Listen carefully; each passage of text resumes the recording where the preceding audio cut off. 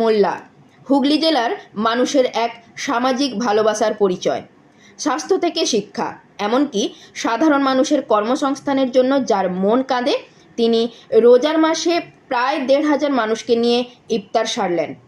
অনুষ্ঠানে বাংলা পক্ষের কর্ণধার গর্গ চ্যাটার্জি থেকে শুরু করে উপস্থিত ছিলেন বিভিন্ন বিশিষ্ট ব্যক্তিবর্গ।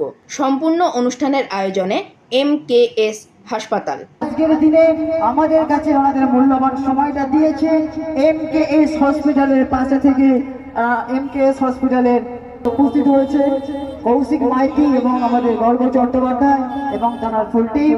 ওনাদেরকে অসংখ্য ধন্যবাদ জানাই। আজকের দিনে আমাদের কাছে ওনাদের মূল্যবান সময়টা দিয়েছে MKS হসপিটালের পাশে থেকে MKS হসপিটালের কর্ণধারের হাতকে মজবুত করেছে এবং আমাদের সহযোগিতা করেছে। কৌশিক চট্টোপাধ্যায়কে হুগলি জেলা সম্পাদক আমরা মালা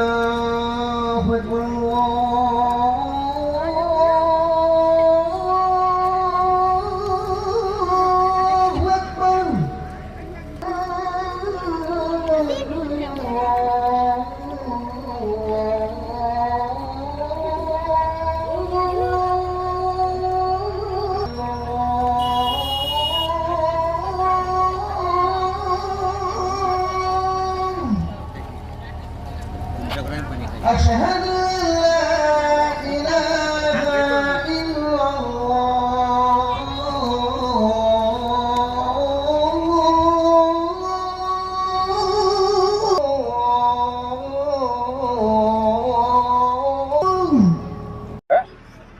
গণতা কি বলবেন আজকে এই যে ইফতারের মজলিস, সেখানে সকলেই আপনারা শামিল হয়েছেন? আজকে এখানে বাংলা পক্ষ সহযোদ্ধা ইলিয়াসদার আমন্ত্রণে, MKS হাসপাতালের আমন্ত্রণে ইফতারের যে অনুষ্ঠান করা হচ্ছে, ইফতার অলরেডি হয়ে গেছে, কারণ টাইম হয়ে গেছে। আমরা তার একটু পরে প্রচণ্ড জাম। দেখো, ইফতার হোক, রমজান হোক, সামনে ঈদ, এর আগে নানা রকম পুজো গেল, বাঙালির মনে কিন্তু আশঙ্কা যাচ্ছে না। এই সব কিছুর মধ্যে একটা খচর খচর হয়ে আছে। এই যে যতজন এখানে বিরাট এত বড়ভাবে যে ইফতারের প্রোগ্রাম করা হলো, এদের মধ্যে অনেকে এখনো চিন্তা করছে যে সব কাগজ জমা দিলাম, সবই আছে, 1000 বছর ধরে পশ্চিমবঙ্গে এটা একদম ঘটি এলাকা, ঠিক আছে, আমার নামটা নেই কেন?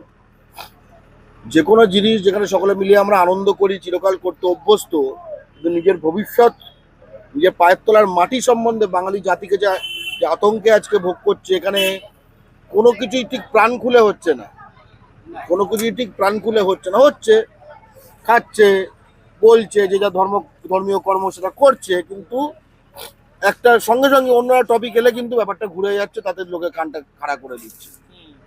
এই যে আমাদের স্বাভাবিক জীবন, তাতে যে ব্যাঘাতটা ঘটছে, শুধু ব্যাঘাত নয়, এর সামনে যে ভয়ঙ্কর অবস্থা সৃষ্টি হতে পারে। একবার কিন্তু এই ধরো, এই যে 60 লাখ বিচারাধীন রয়েছে, বেশ কিছু বাঙালি বাদ পড়েছে, এমন নয় যে এইটা ধরো সব ঠেলে ঠুলে কিছু ঢোকানো হলো, কিছু এই হলো, এ চলবে একের পর এক।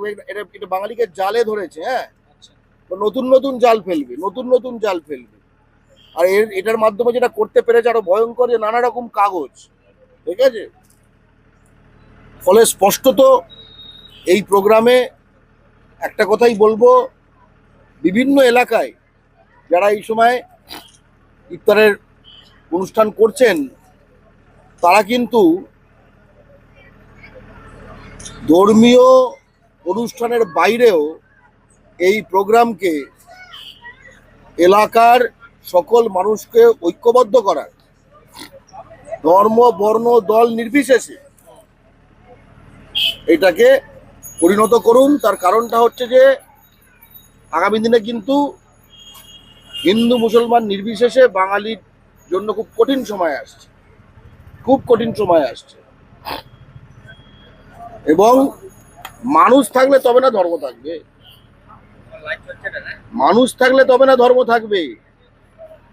যে মানুষকে নাগরিকত্ব থেকে বাদ দেওয়া হচ্ছে, ভোটাধিকার থেকে বাদ দেওয়া হচ্ছে, যে মানুষকে বাইরে গেলে যে কোনো সময় পিটিয়ে দেওয়া হচ্ছে, তার মাতৃভাষা বললে তাকে তার প্রাণের আশঙ্কা হয়ে যাচ্ছে, ঠিক আছে,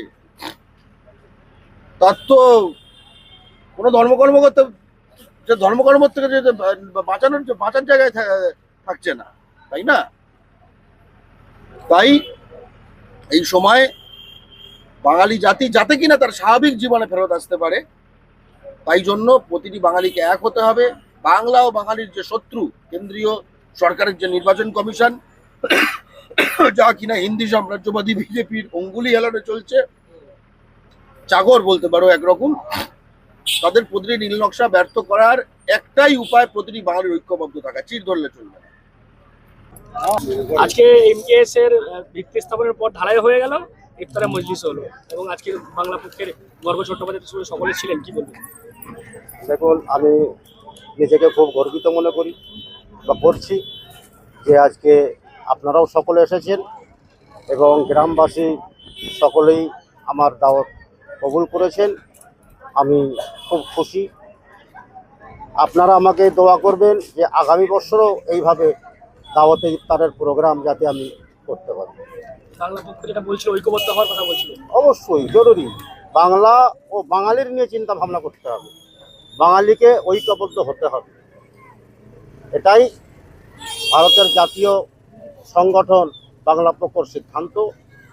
সমস্ত বাঙালিকে মেনে নিতে হবে।